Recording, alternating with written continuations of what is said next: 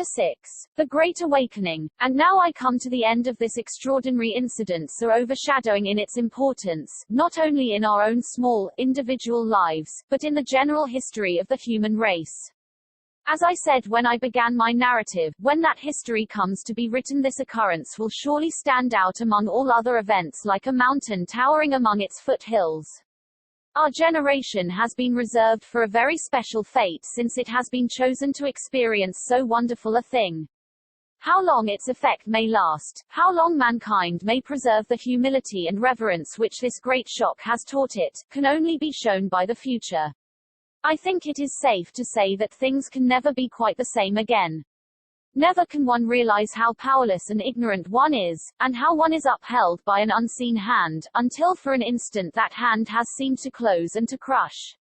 Death has been imminent upon us. We know that at any moment it may be again. That grim presence shadows our lives, but who can deny that in that shadow the sense of duty, the feeling of sobriety and responsibility, the appreciation of the gravity and of the objects of life, the earnest desire to develop and improve, have grown and become real with us to a degree that has leavened our whole society from end to end. It is something beyond sects and beyond dogmas. It is rather an alteration of perspective, a shifting of our sense of proportion, a vivid realization that we are insignificant and evanescent creatures, existing on sufferance and at the mercy of the first chill wind from the unknown. But if the world has grown graver with this knowledge, it is not, I think, a sadder place in consequence. Surely we are agreed that the more sober and restrained pleasures of the present are deeper as well as wiser than the noisy, foolish hustle which passed so often for enjoyment in the days of old, days so recent and yet already so inconceivable.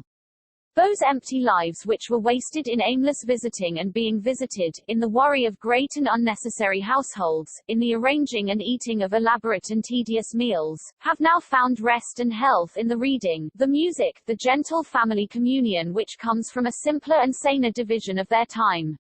With greater health and greater pleasure they are richer than before, even after they have paid those increased contributions to the common fund which have so raised the standard of life in these islands. An enormous depression was weighing upon my spirits. The cumulative effect of all the dreadful sights which we had seen upon our journey was heavy upon my soul. With my abounding animal health and great physical energy, any kind of mental clouding was a rare event. I had the Irish faculty of seeing some gleam of humor in every darkness. But now the obscurity was appalling and unrelieved. The others were downstairs making their plans for the future. I sat by the open window, my chin resting upon my hand, and my mind absorbed in the misery of our situation. Could we continue to live? That was the question which I had begun to ask myself. Was it possible to exist upon a dead world? Just as in physics the greater body draws to itself the lesser, would we not feel an overpowering attraction from that vast body of humanity which had passed into the unknown? How would the end come? Would it be from a return of the poison? Or would the earth be uninhabitable from the mephitic products of universal decay? Or, finally, might our awful situation prey upon and unbalance our minds? A group of insane folk upon a dead world. My mind was brooding upon this last dreadful idea when some slight noise caused me to look down upon the road beneath me.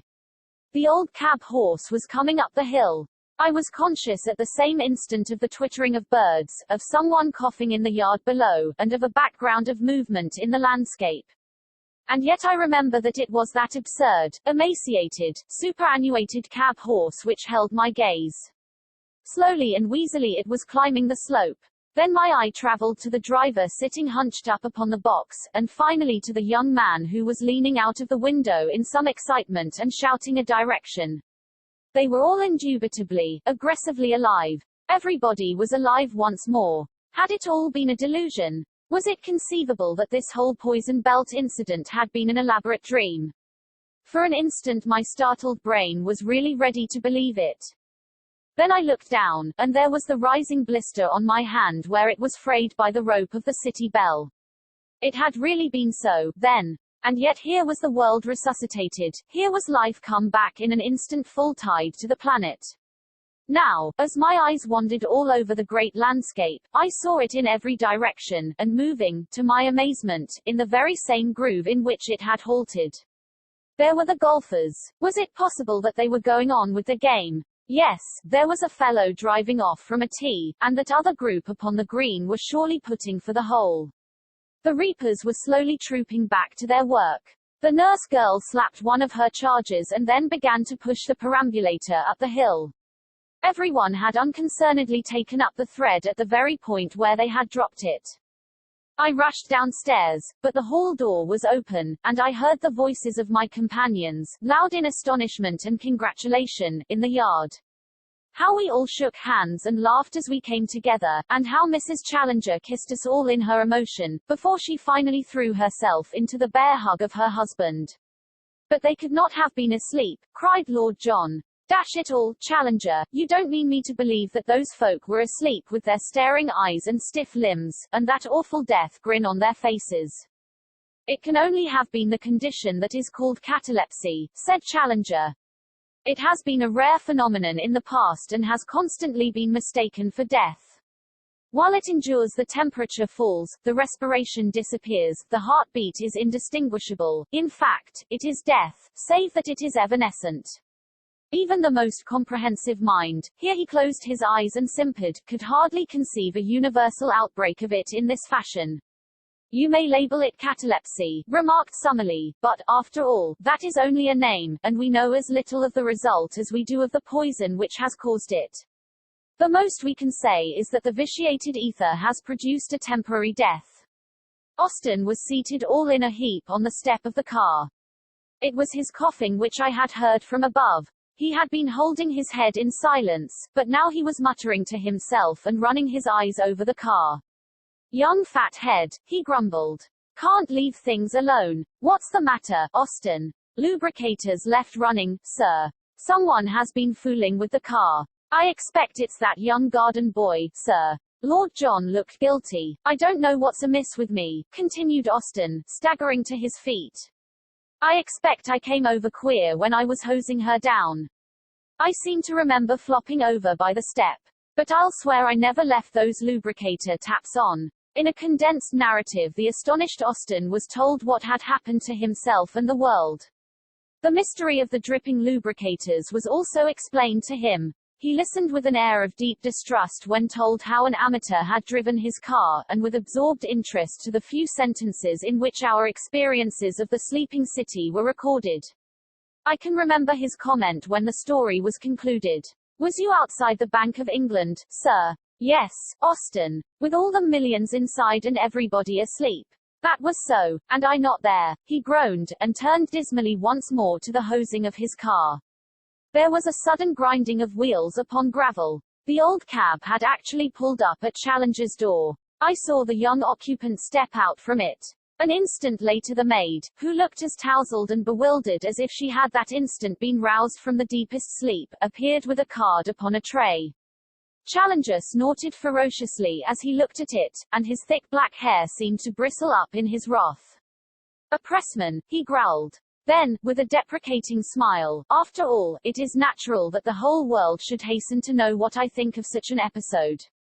That can hardly be his errand, said Summerlee, for he was on the road in his cab before ever the crisis came.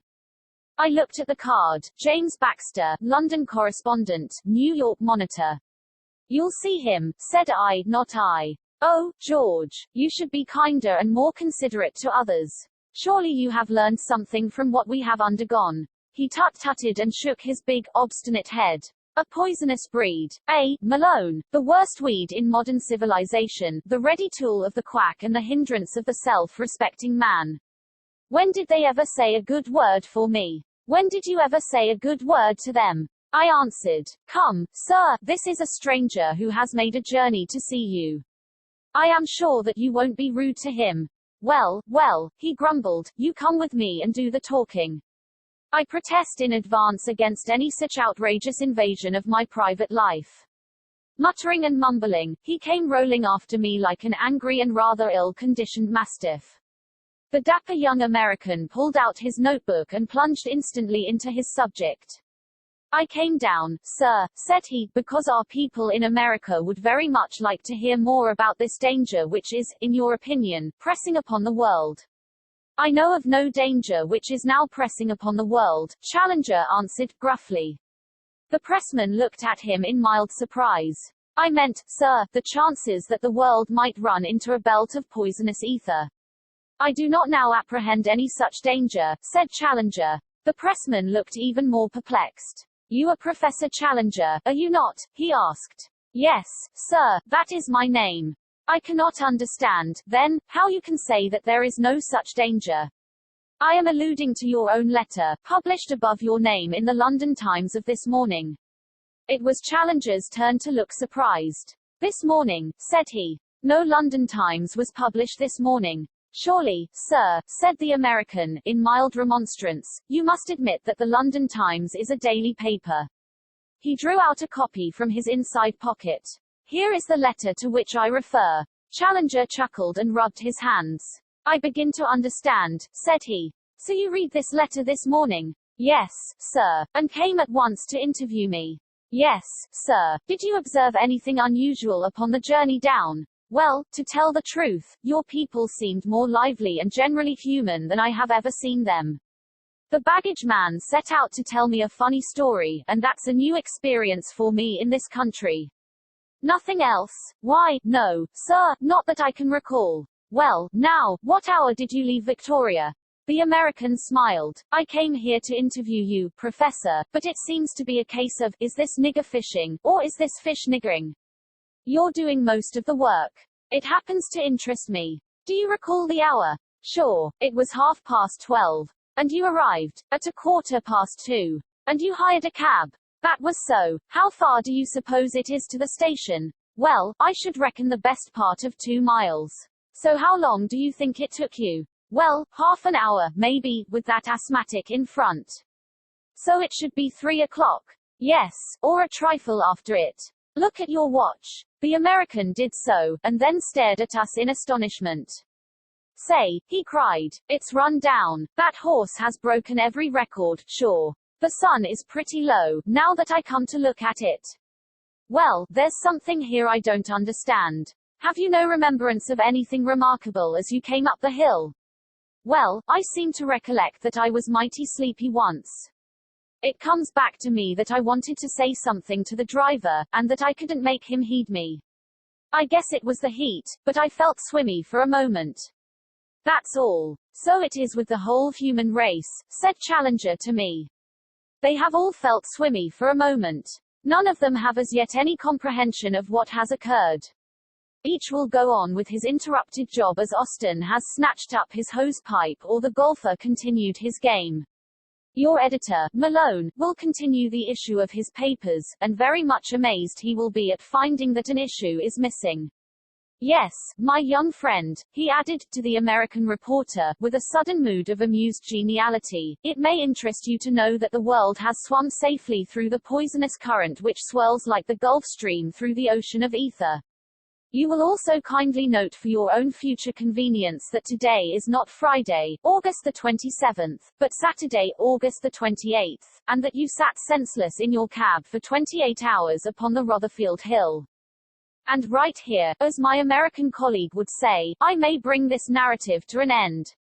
It is, as you are probably aware, only a fuller and more detailed version of the account which appeared in the Monday edition of the Daily Gazette, an account which has been universally admitted to be the greatest journalistic scoop of all time, which sold no fewer than 3.5 million copies of the paper. Framed upon the wall of my sanctum I retain those magnificent headlines, 28 hours world coma. Unprecedented experience. Challenger justified. Our correspondent escapes. Enthralling narrative. The oxygen room. Weird motor drive. Dead London. Replacing the missing page. Great fires and loss of life. Will it recur? Underneath this glorious scroll came 9.5 columns of narrative, in which appeared the first, last, and only account of the history of the planet, so far as one observer could draw it, during one long day of its existence. Challenger and Summerlee have treated the matter in a joint scientific paper, but to me alone was left the popular account. Surely I can sing, Nunc Dimittis. What is left but anticlimax in the life of a journalist after that? But let me not end on sensational headlines and a merely personal triumph. Rather let me quote the sonorous passages in which the greatest of daily papers ended its admirable leader upon the subject, a leader which might well be filed for reference by every thoughtful man. It has been a well-worn truism, said the Times, that our human race are a feeble folk before the infinite latent forces which surround us. From the prophets of old and from the philosophers of our own time the same message and warning have reached us. But, like all oft-repeated truths, it has in time lost something of its actuality and cogency. A lesson, an actual experience, was needed to bring it home. It is from that salutary but terrible ordeal that we have just emerged, with minds which are still stunned by the suddenness of the blow, and with spirits which are chastened by the realization of our own limitations and impotence. The world has paid a fearful price for its schooling. Hardly yet have we learned the full tale of disaster, but the destruction by fire of New York, of Orleans, and of Brighton constitutes in itself one of the greatest tragedies in the history of our race. When the account of the railway and shipping accidents has been completed, it will furnish grim reading, although there is evidence to show that in the vast majority of cases the drivers of trains and engineers of steamers succeeded in shutting off their motive power before succumbing to the poison. But the material damage, enormous as it is both in life and in property, is not the consideration which will be uppermost in our minds today. All this may in time be forgotten. But what will not be forgotten, and what will and should continue to obsess our imaginations, is this revelation of the possibilities of the universe, this destruction of our ignorant self-complacency, and this demonstration of how narrow is the path of our material existence, and what abysses may lie upon either side of it. Solemnity and humility are at the base of all our emotions today.